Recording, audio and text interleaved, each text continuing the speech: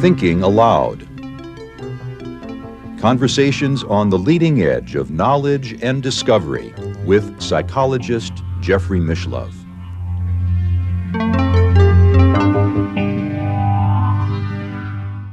Hello and welcome. I'm Jeffrey Mishlove. Our topic today is the counter-initiation. This will be my third interview with Charles Upton, whose first two books of poetry, Panic Grass in 1968 and Time Raid in 1969, were published by City Lights in San Francisco, known for publishing the works of the great beat poets. And he might be considered the youngest poet of the beatnik movement. He was in high school when those books were published.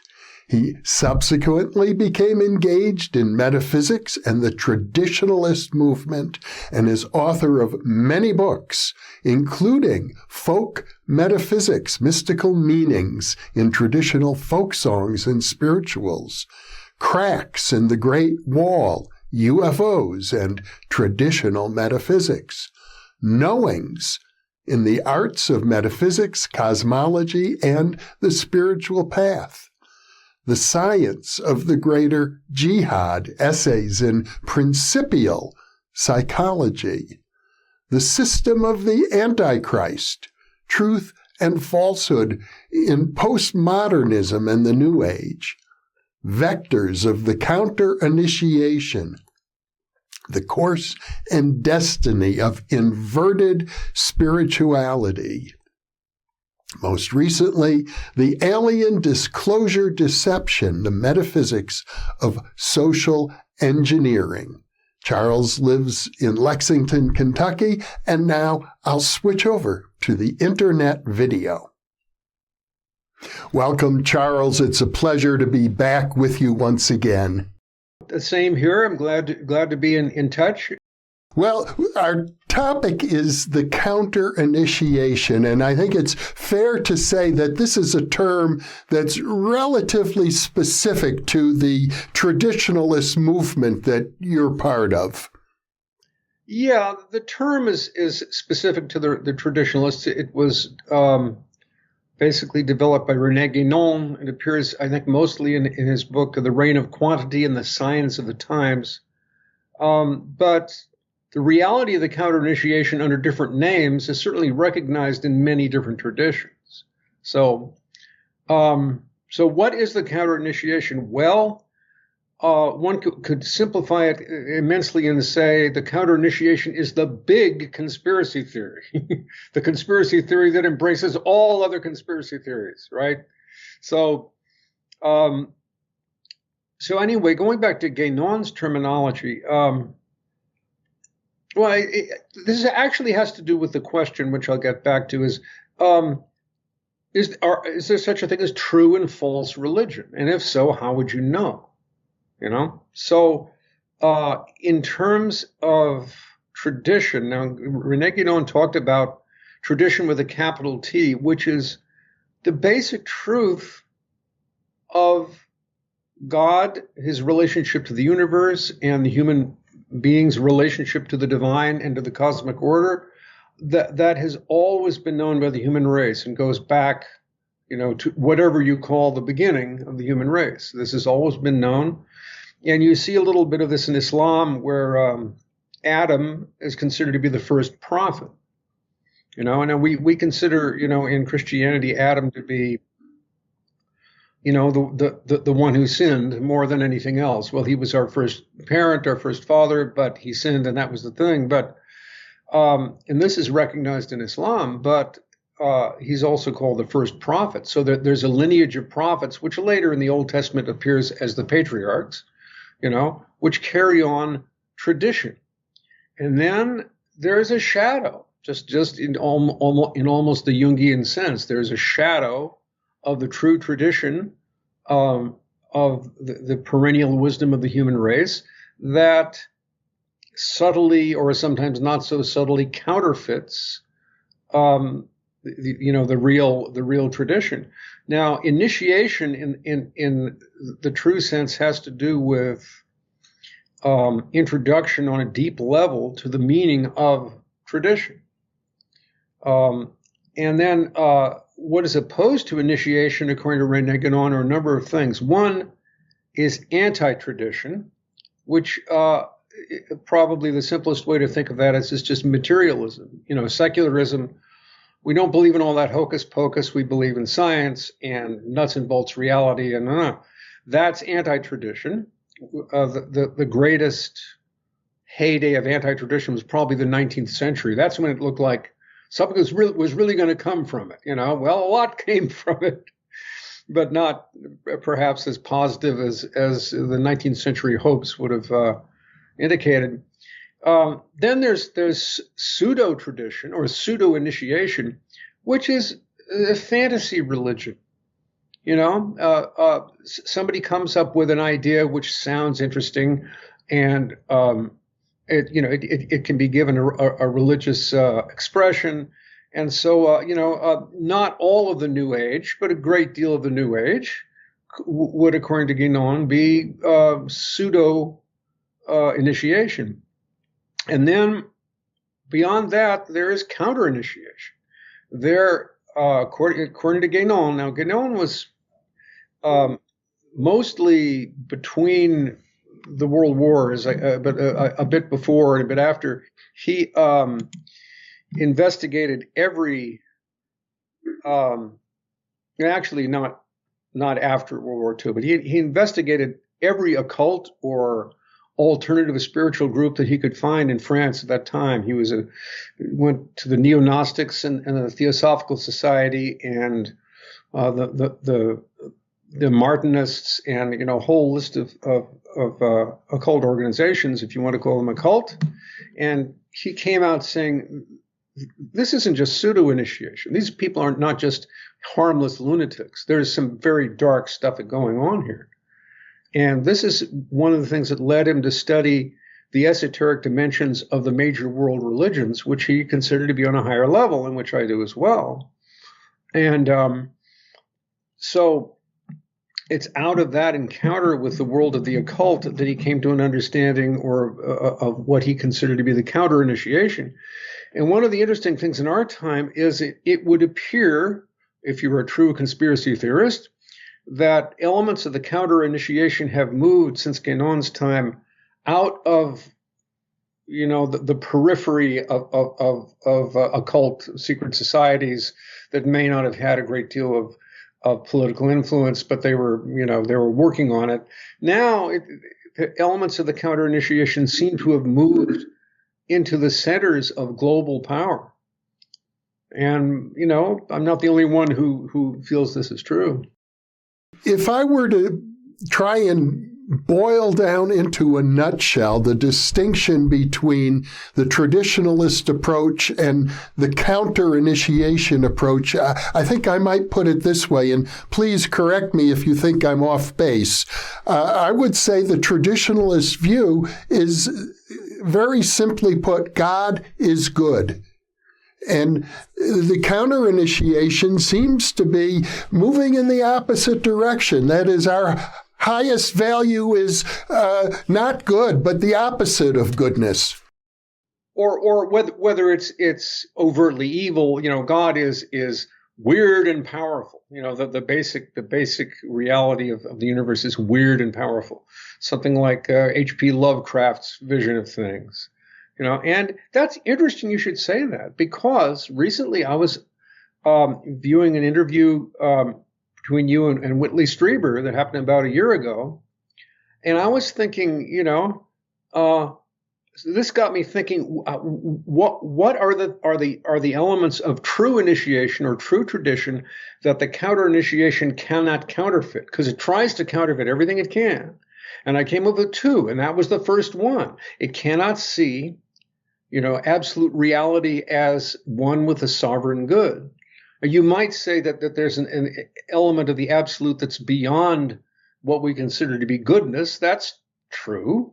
But out of it comes goodness, because goodness is more complete than evil. Evil is full of holes and fractures and incompletions and privations and contradictions, whereas good is fully formed and it's instinct with meaning and with beauty and with all of the things that indicate positive reality. And this is becoming less plausible to more people now for some reason. It used to be, if no one quotes this anymore, but it was Elizabeth Barrett Browning said, "God's in his heaven, all's right with the world." And most people nowadays would say, "Are you kidding?" If God's in his heaven, he must be the devil, given the state of the world. This is what people say. But there was a sense, and it was mysteriously a very esoteric sense, but yet it was completely popular and collective, that basically reality, is good. Otherwise it wouldn't exist. It would die of its own self-loathing. It wouldn't even be here. There's got to be something positive in it, And this was a natural, you call it natural, but it was a very common view that many people had, probably because we lived in more of a Christian culture, in the West. And that's all gone now. So, and the other of the two things that I believe the counter-initiation cannot counterfeit is it cannot say, as every true tradition does say, every true tradition grants primacy to the human form. I mean, the Buddhists say, that the human state, hard to attain, is the only state from which you can really gain enlightenment. So it's privileged in that respect. That's not, they're probably different, different views on that, but that's a very common thing that's said. In Christianity, God incarnated as a human being, not as an animal or an angel or a star or a spook, and in more esoteric traditions, in the Kabbalah, you have the Adam Kadmon, who is the epitome of God's manifestation on earth, which is pretty much the same as Blake's Albion figure. And you just see this all throughout the religions. Humanity is central. And in the Quran, it says, God offered the trust, the amana, offered the trust to the heavens and the earth and the hills, but they were afraid of it and they fled from it. And man assumed it. So, we can sort of bear the role and the duty of being the central manifestation of God in this world and in this universe. This is the idea in Islam and in Sufism that the human form is created based upon all of the names of God. Every name of God is reflected in the human form. Angels, maybe are just, each angel reflects one name. Angels are higher than we are. They're closer to the celestial world, but we're more central. We're down here, but we're more comprehensive. Everything that is in the universe is also in us. This is the traditional doctrine of we're the microcosm of the macrocosm, and the whole sense of the anthropic principle, however you construe that, which is important in physics, is another way of seeing, the centrality of the human form. Well, when it comes to the counter-initiation, they can't say that because they operate by violating the human form. Like the UFO aliens, who are certainly counter-initiatory, I would say, from my point of view, their tactics are terroristic. They degrade and violate so often. And once you do that, you can't say the human form is essential. The human form is God's manifestation on earth. That's why they want to do this human alien hybridization project. You cannot return to the divine as a human being. You have to become half alien. And that once that happens, we are dead meat, because our only line of relationship to our creator is the human form in which he created us. If we depart from that, if we're induced to depart from that, then there is no way. And we go into the outer darkness where there shall be weeping and gnashing of teeth. So the counter initiation is pretty bad news, but it's becoming more openly expressed in the world today. Well, I'm a little puzzled by the emphasis on the human form. I know it's written in the Bible, God created man in his image, but since God is a spirit, not an animal, one wonders about, is this body something very special? When you say human form, do you mean 5 fingers, 2 arms, and 2 legs? I mean both, spirit, soul, and body, spirit, psyche, and body, the totality of the human form. It's just we're more comprehensive. I mean, think of how many animals we can imitate. Think of all the primal peoples who have different totems of different animals. This clan, will be the eagle clan. This clan will be the badger clan, and this and this.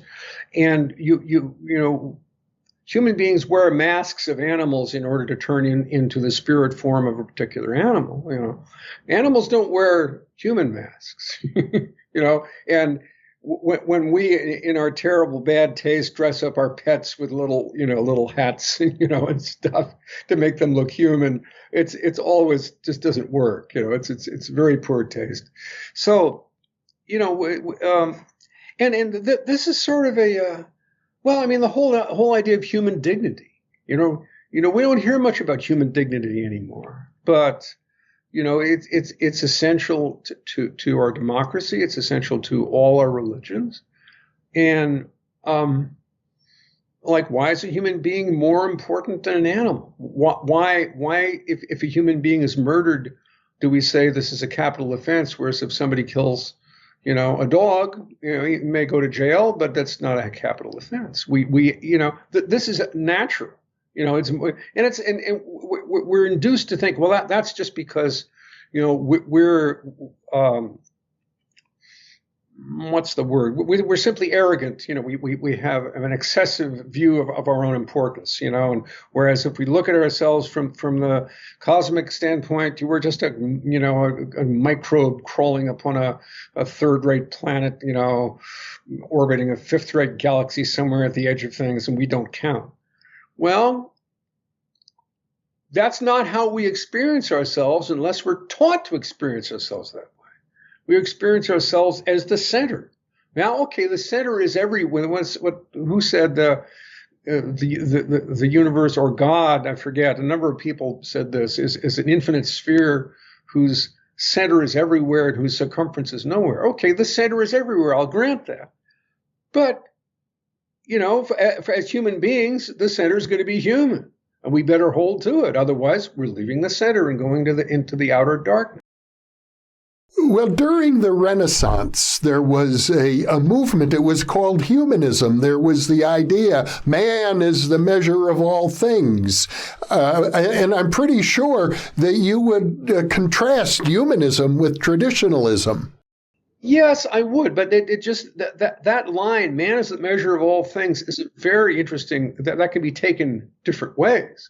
If we say man, the ego, man, the phenomenal, as we experience ourselves apart from God and apart from the cosmic order, as if we were self-sufficient, if that's what we base our humanism on, it's simply a deification of the human ego, and the human ego is going in the direction of illusion and away from the center of truth.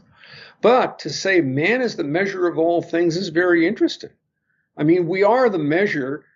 It's just the one who's doing the measuring is God.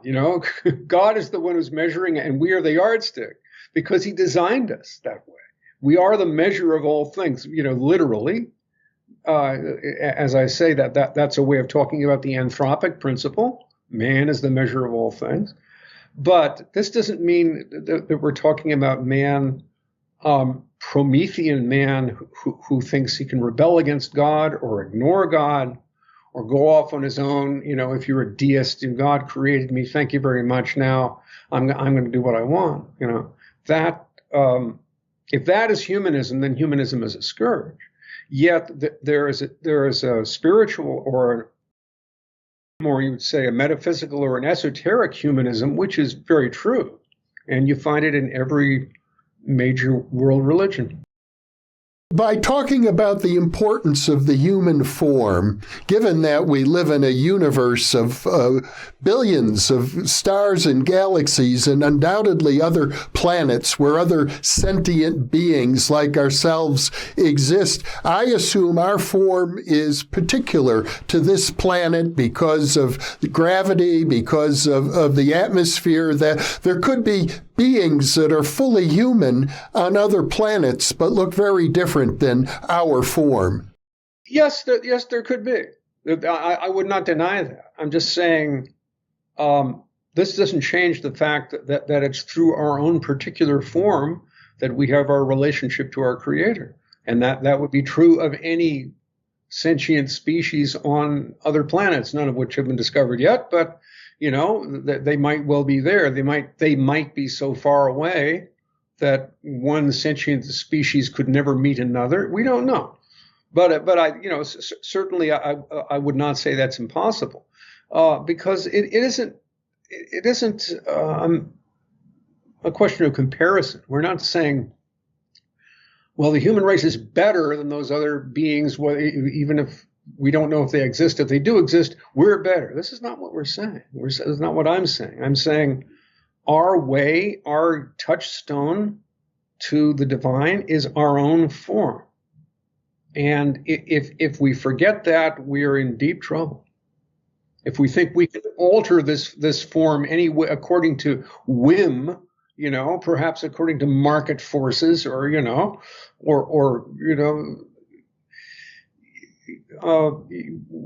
we all know what kind of alterations and deconstructions of the human form are happening now.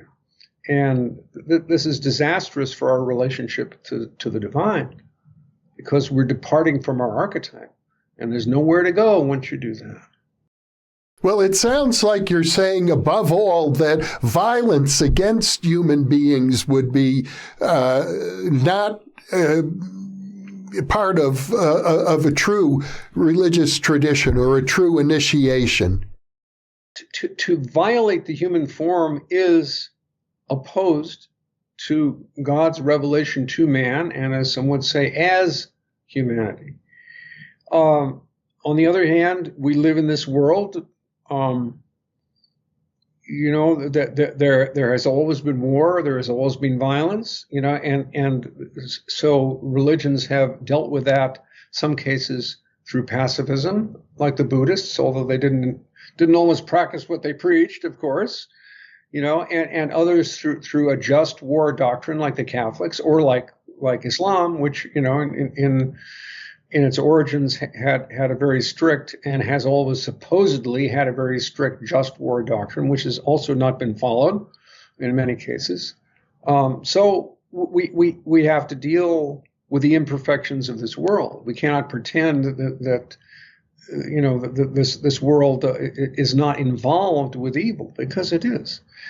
This world is involved with evil because if there were no evil in this world, there would be no world, because the world would be God, and there would be no created world. The only way that something can exist apparently outside of God is for it to have imperfections and shadows and darknesses, and so we have to accept that. And we also understand that if this world is woven of good and evil, this also makes this world a world of choice. This is why one of the questions, why are we here? It's like it says somewhere in the Old Testament, I lay before you death and life, therefore choose life. And that's what life on earth is, is the chance to make that choice. Now, you were quoting from Deuteronomy, and I've done other interviews in which maybe I'm getting off topic, so I don't want to linger here, but there are those who suggest that Deuteronomy is not an authentic book of the Bible, that it was added at a later date for political purposes and is really a way of detracting from the authentic tradition. Well, I mean, that's biblical criticism for you. You know, I mean, I've seen, the biblical critics who will look at, I mean, that they could tear apart a book like Isaiah, because some of it's in verse and some of it's in prose, and it draws upon, or different books of the Bible will draw upon different traditions. They will find, well, what are the A texts and the B texts? I forget what that is, but and they will imagine that the Bible is just patched together by cunning scribes who didn't really believe in any of this stuff. They were just trying to control the masses, this idea, and I don't go along with that, because I look at my own writing, and my writing could be torn to shreds. I'll write prose and then I'll put a verse in there, and I've got quotes from all over the place from different traditions, and somebody could say, oh, this could not have been written by one writer. It must have been written by a committee, and that's ridiculous. If these people were actually writers, then they would know that what they said was wrong. If they were in any sense creative writers, or writers who wrote anything on spirituality or philosophy, they would know that there's no such thing as originality. What you do is you have a complete, let's say, individual recasting of a completely common tradition, which you're embedded in.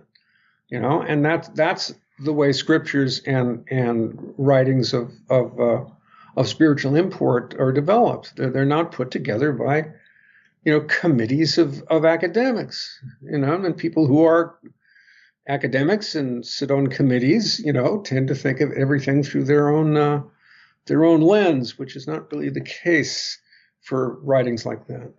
Well, I think it's fair to say probably in every religion you have a distinction. Sometimes it's called the distinction between the esoteric and the exoteric. Sometimes it's called the distinction between a non-dual and a dualistic approach. But the phrase that you quoted from Deuteronomy, I have set before you life and death, choose life, that seems pretty dualistic. Duality is one thing that exists.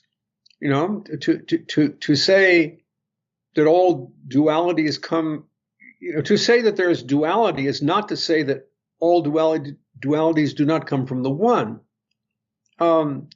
All manifestation is based on polarity.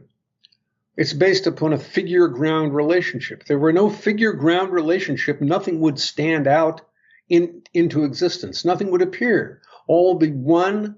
There would be no form. There would be no happening. There would be no time, no space.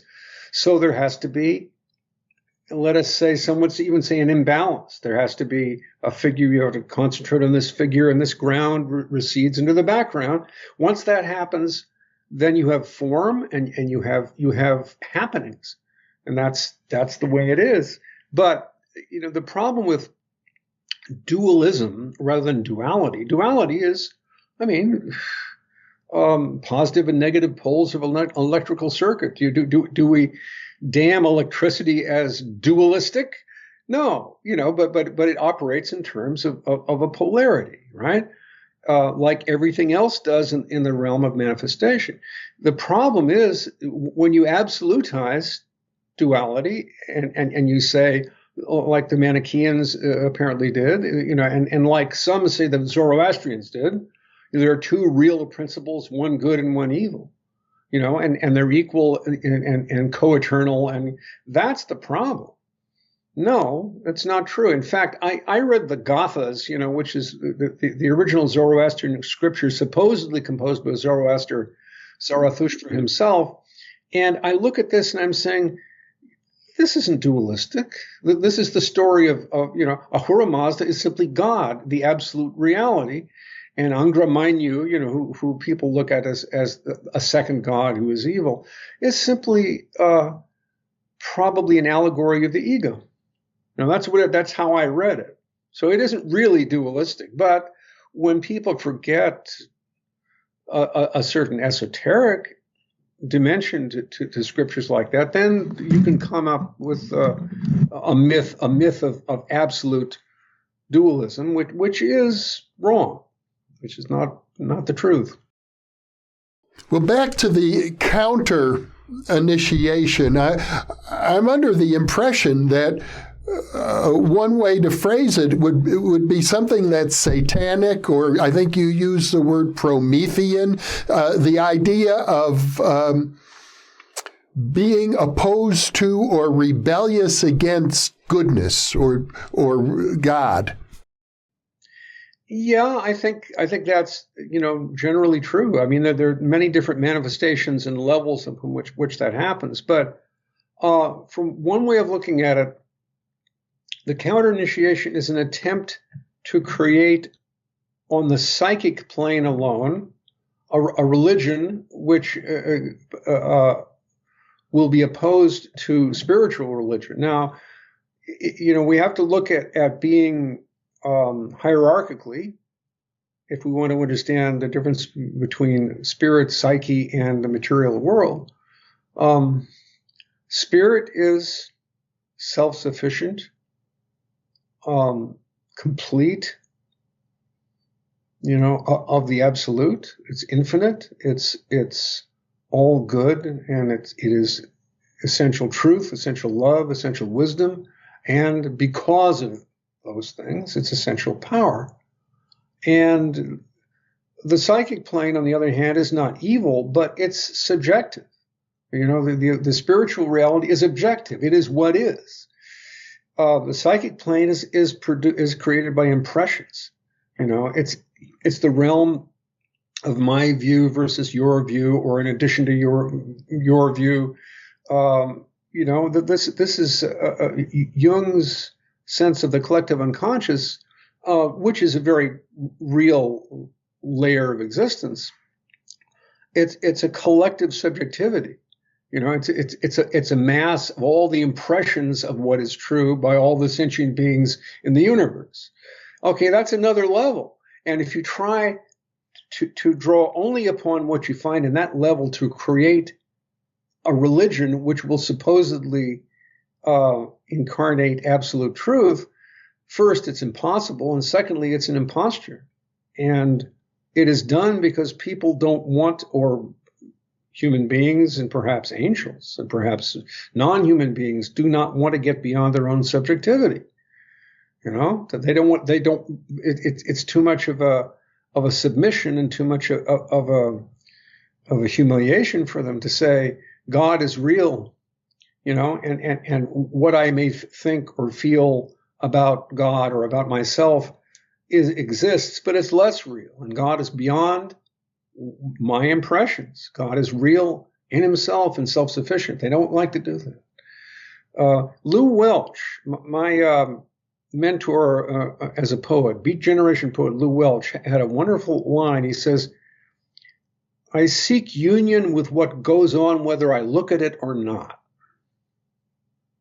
Now, I love that, because psychic religion is only interested in the way it looks at things, right?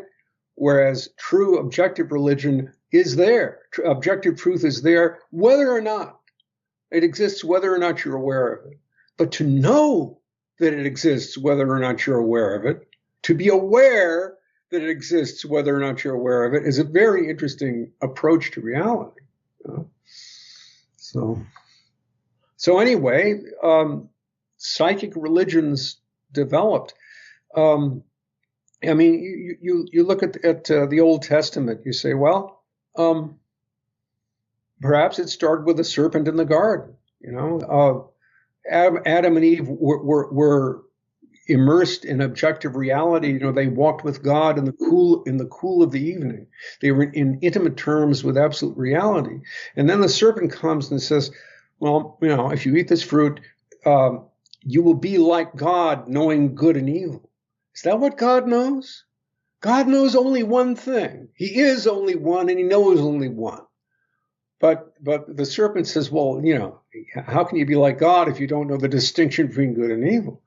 And of course, once the fruit is eaten, then you have to deal with the distinction of good and evil. And then, death and life are laid before you, and you'd better choose life. But there is a point where, in other words, this introduced something subjective. This introduced my judgment as to what's real, what's good and evil, which rapidly becomes, what I like and what I don't like, what's pleasant and what's unpleasant. And then, by that point, you're very, very far away from being intimate with the objective truth, which is the one. So it sinks. And, you can see this in, Cain and Abel. It's very interesting. Abel, Abel was murdered by Cain, but it's almost like he went back to the one. He disappeared from the story, right? Because his sacrifice was acceptable to God. Now, and of course, this talk was talking about the distinction between, the hunting and particularly the herding societies, and then the urban societies, the agricultural societies, which were developing. And one is on a lower level. The herding societies were intimate with animal life, and they were immediately immersed in the flow of life and change. Whereas when you get to agricultural societies, then you have to start to think ahead. What do I plant next year, and how much grain do I have to store? And it becomes the whole sense of time is different. It's more limited. And so, you can see, and what's, you really get to the counter initiation when you get to the Tower of Babel. Now, what's the Tower of Babel? That's a very interesting story, because it seems like, weren't things better when there was a single language that everybody spoke? And why did God screw that up? Nimrod was building a tower to reach to heaven, and it couldn't be completed because God confused the tongues, and people, had different views of things and different, not just different languages, but different religions, different spiritual conceptions, different motives, and there was no longer unity enough to build that tower. Why didn't God want the tower? It sounded like a good idea, because in some sense it was probably a counter-initiatory counterfeit of the true religion. Because I always said, and I can't prove this, but Nimrod was a great hunter, and I said to myself, well, what did he hunt? Maybe he hunted religions. It seemed to me, and this is just me, and I can't prove this, is if this didn't talk about some early stage of culture where there was an attempt to unite the various religions and the various worldviews through power, through a kind of political religious imperialism that would, through power and through conquest, create a great system, And we can see, this is what Rome did. Rome basically plundered the gods of its conquered peoples and installed them in the pantheon in Rome. They're all now, part of Rome. And, this was an imperialist method, to control its populations. So, I look back and say, maybe this is an earlier example of that, But when one tries to take heaven by storm, this is the counter initiation. It's as if the Titans, and we get to the Titans here, as if the Titans were beings who really were, elements of the divine and elements of the celestial order in an earlier world age. They were higher. Maybe they were higher than the Olympian gods. Maybe that they, but then, history, if you can call it history, went forward, And it was now the time for the Olympian gods, who were the gods of humanity, whereas the Titans were gods of some higher level of things. But that time had passed, and so God is saying, well, we are expanding creation, and we're bringing it down into all its possibilities, and so this is the next phase. And the Titans said, no, we will not be demoted. We're going to stay on that higher level, man. This is one of the problems. This is something that the traditionalists can get into, a problem that traditionalists can get into if they don't watch out. We're going to stay on that higher level. We're not going to, put up with this, degeneration of the latter days. Well, you're going to have to live with the degeneration of the latter days, and find the spiritual potentials in it, because here we are. And if you try to hold on to something higher that has passed, then you become titanic. And, this is Prometheus stealing fire from Zeus. He probably stole it because he remembered when it used to belong to him. And now these upstarts have got it. I'm going to take it back. Well, that wasn't the thing to do at that point. So, this is one of the motivations and the elements behind the counter initiation. It's as if Lucifer is cast out of heaven and he's by God going to take it back. He's going to so. Well, you've made this important distinction between the psychic and the spiritual. And now, as a parapsychologist myself, the word psychic comes up a lot in terms of extrasensory abilities. And I'm under the impression, though, that your use of the word is not the same as the way parapsychologists would use the term.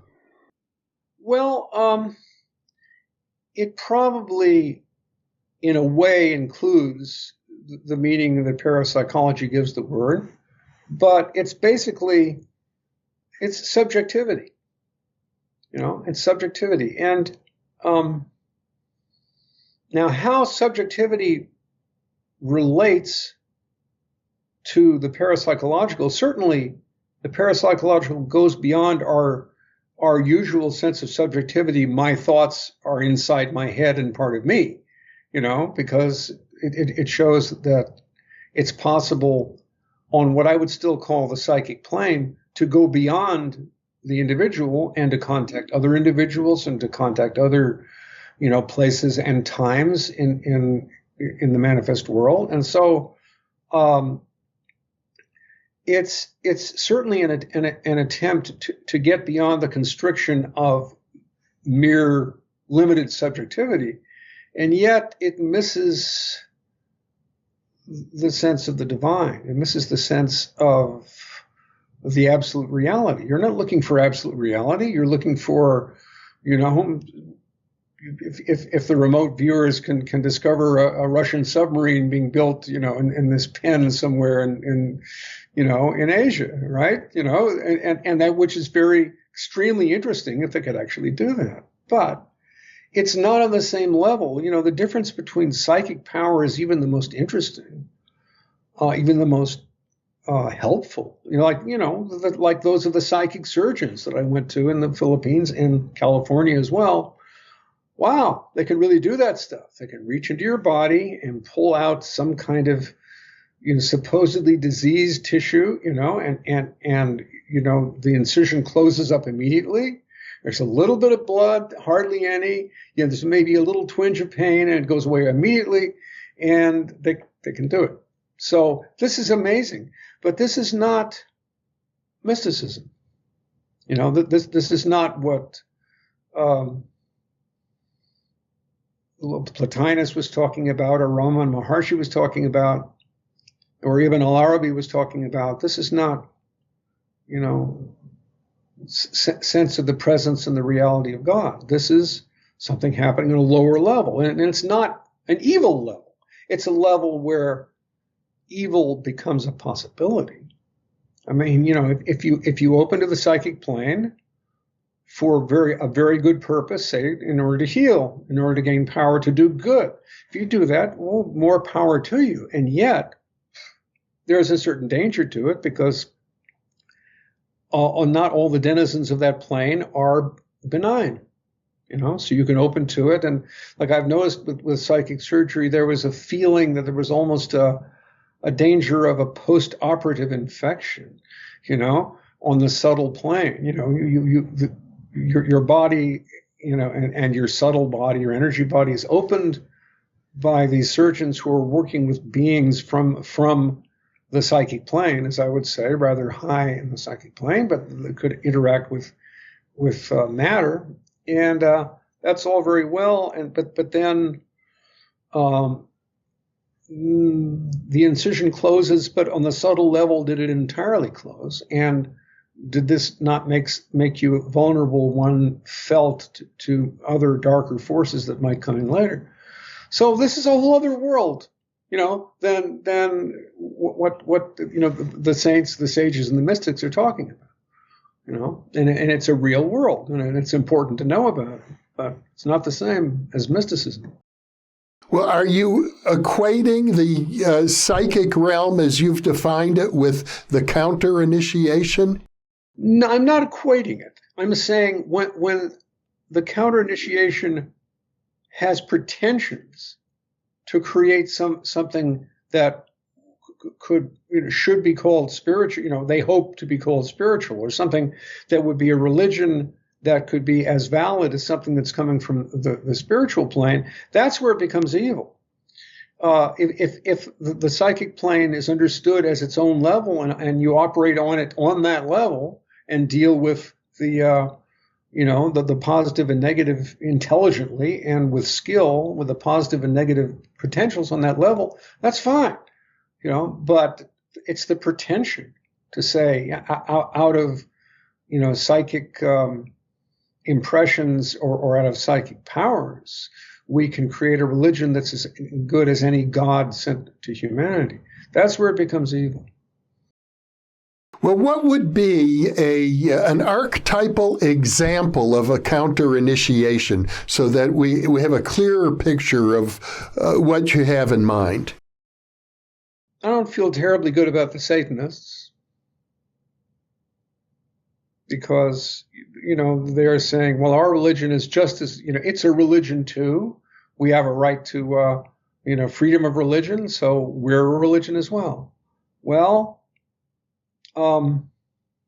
there are true and false religions, but how would you know? How would you know what's a true and false religion? If you just simply keep it on the level of freedom of religion as a right and as a good thing for society, then there's no way you can tell, because, Christianity, Islam, Hinduism, are religions, but then there's Satanism, and there's the Church of Scientology, and there's the Church of the Subgenius, things like this. And what's the difference? Everybody, whatever turns you on, whatever you believe, you got a right to believe. Who's going to tell you don't have a right to believe anything you want? And, so once you get on that level, people look at the differences between religions only as a question of turf, Well, of course, you're a Muslim, so you think Islam is the true religion, and you damn all the other. That's your religious gang, and of course you're at war with all the other religious gangs. So what? So what else is new?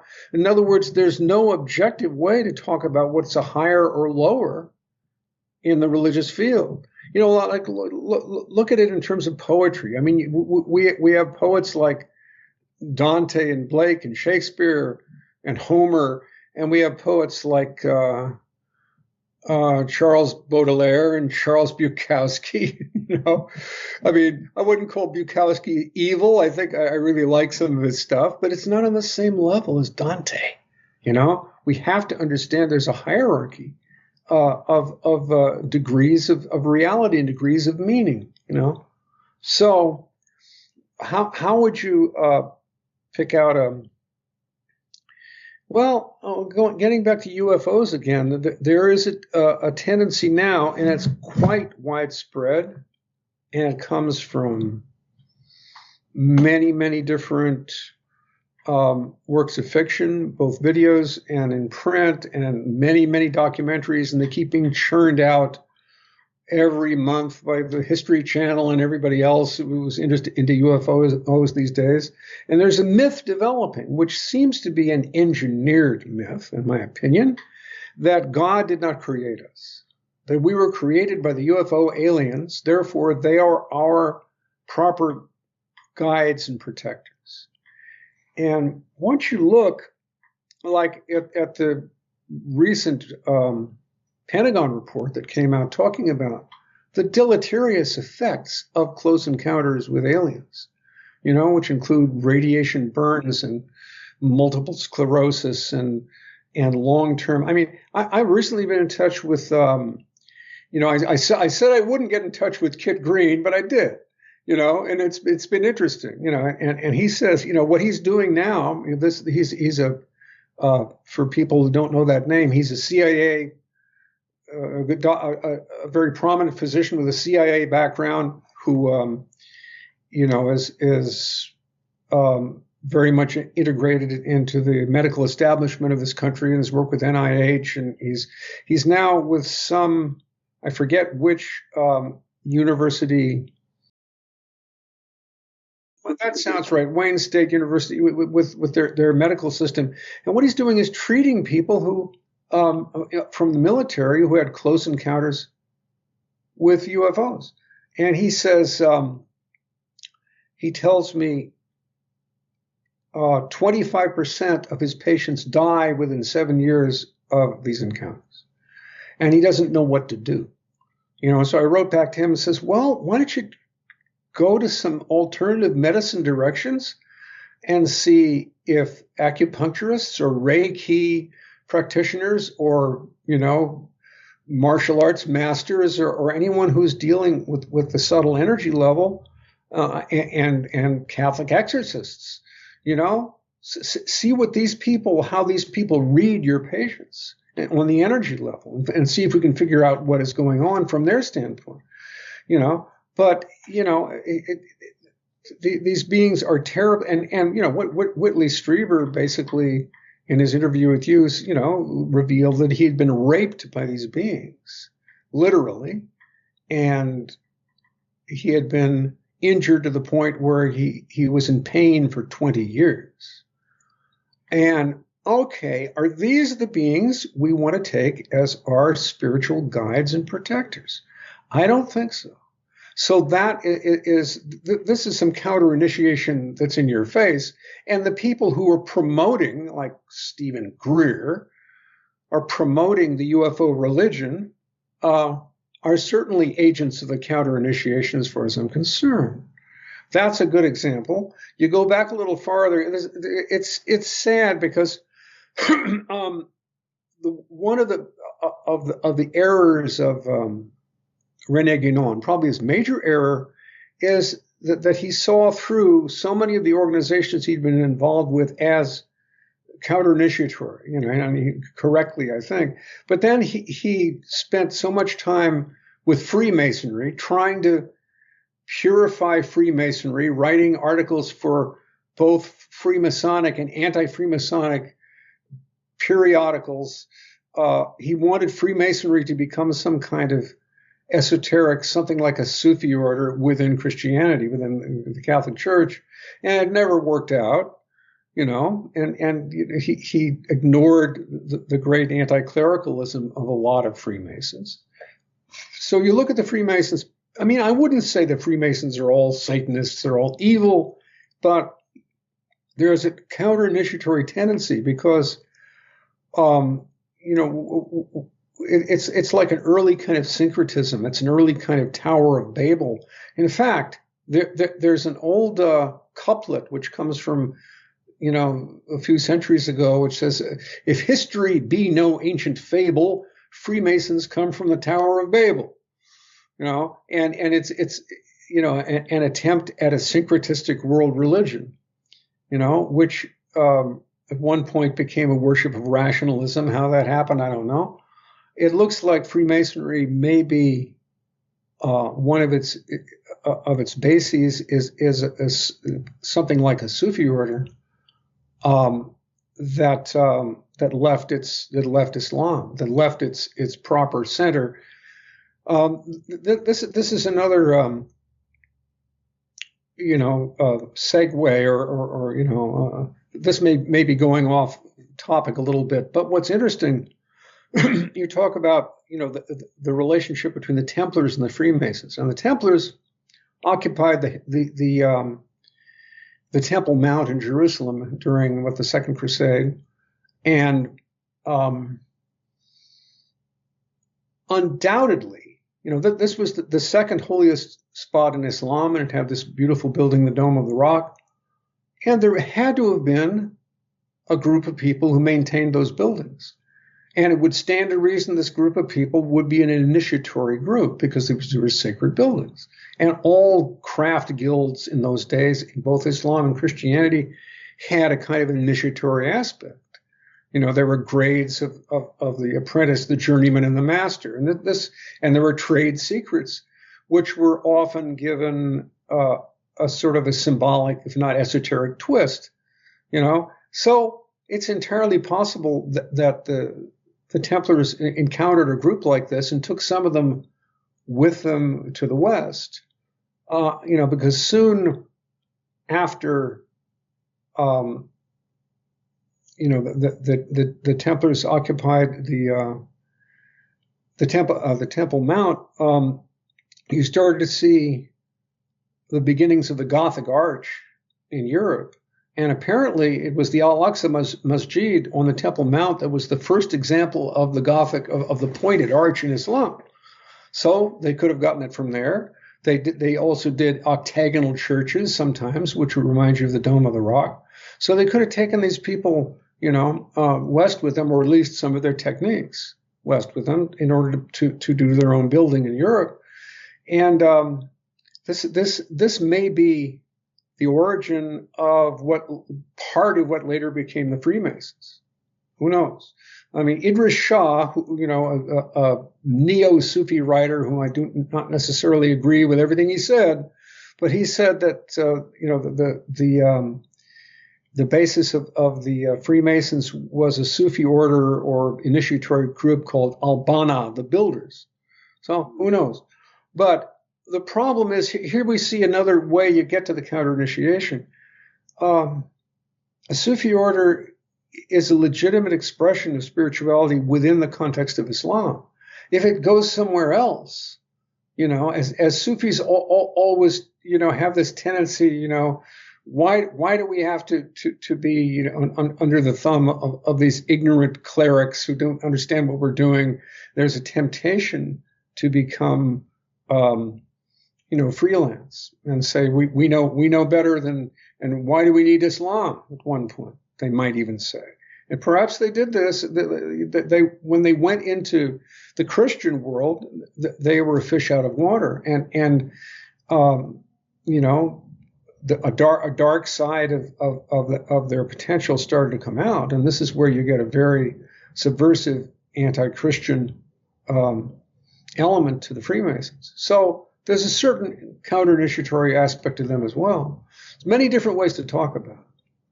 Well, if I were to think about an archetypal example of what you're calling a counter-initiation, the image that comes to mind for me would be the Aztec religion, where, they built these pyramids at the top of which people lined up to come to the pyramids and have their hearts torn out while they're still alive.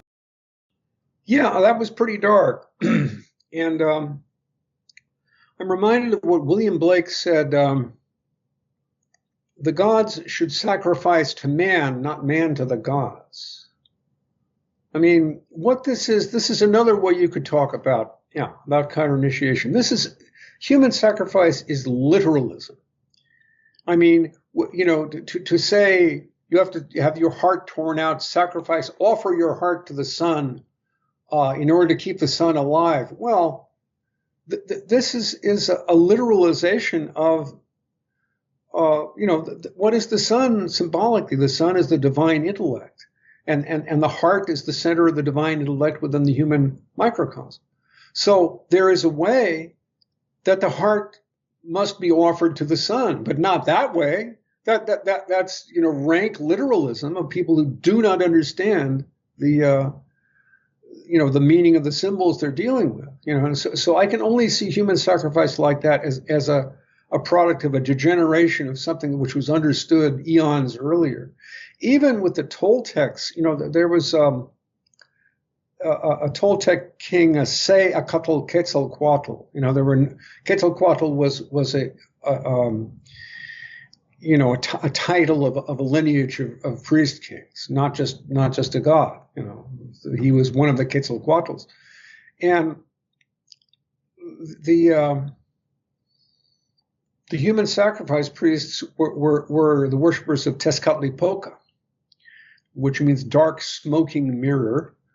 They were the jaguar priests, and the dark smoking mirror was like obsidian, volcanic glass. And also obsidian was what the knives were made out of that you would cut the victim's chest open and tear out the heart.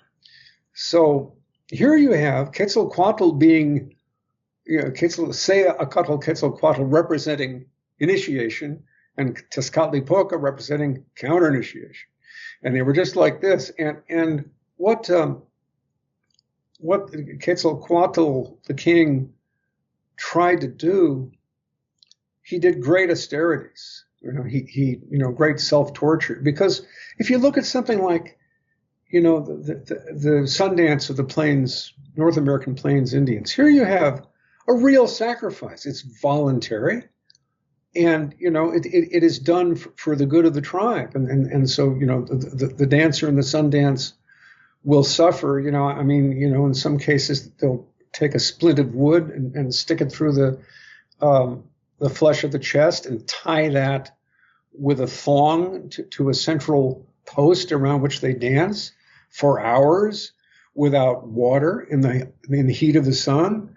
Talk about, rigorous asceticism, but this is done, consciously for the good of the tribe, and so this is something that later degenerated into human sacrifice. First it was self-sacrifice, and then it became, the priests are going to sacrifice you. They're not going to sacrifice themselves. They're going to sacrifice you, but this is a great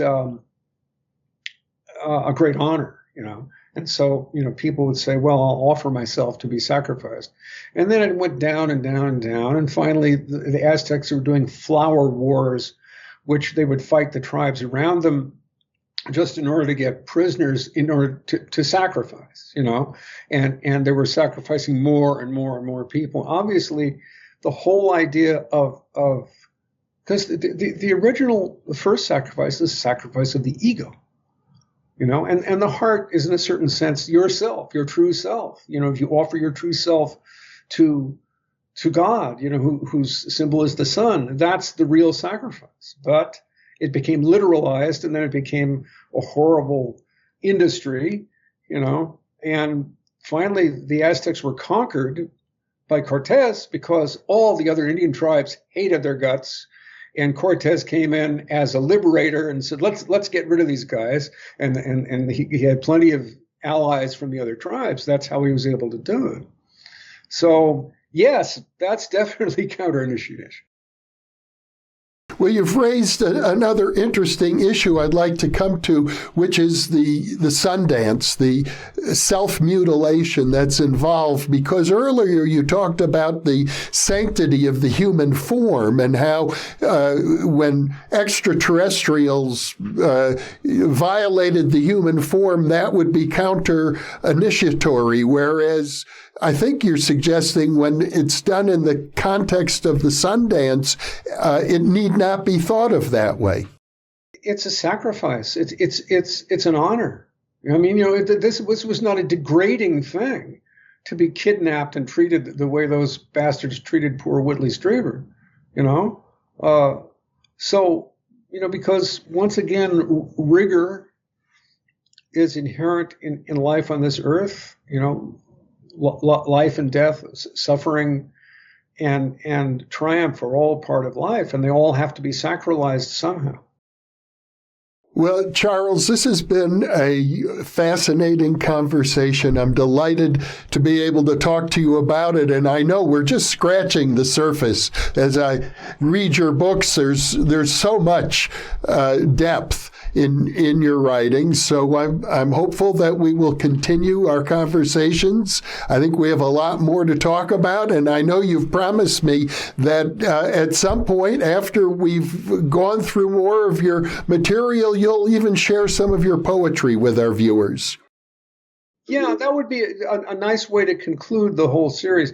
Anyway, at this point, I should say, if you are interested in learning more about the counter-initiation, 2 of my books will be helpful. One is The System of Antichrist, and the second one is Vectors of the Counter-Initiation. So those are the books that develop a lot of the themes I talked about today. I recommend those books. I've enjoyed reading them myself. I can't say that I'm a traditionalist or that I agree with everything, but I think that your work is well worth people paying careful attention to. I decided I didn't just want to talk to the traditionalists because they've been talking to themselves for so long. I just thought, I'll throw this out here in such a way that people from any number of directions could come to it and get something. Well, I'm very glad to have had this time with you today and this conversation. I look forward to many more. And I want to thank you once again, Charles, for being with me today. Well, I always enjoy it, It's a congenial atmosphere, I hope so. And for those of you listening or watching, thank you too for being with us.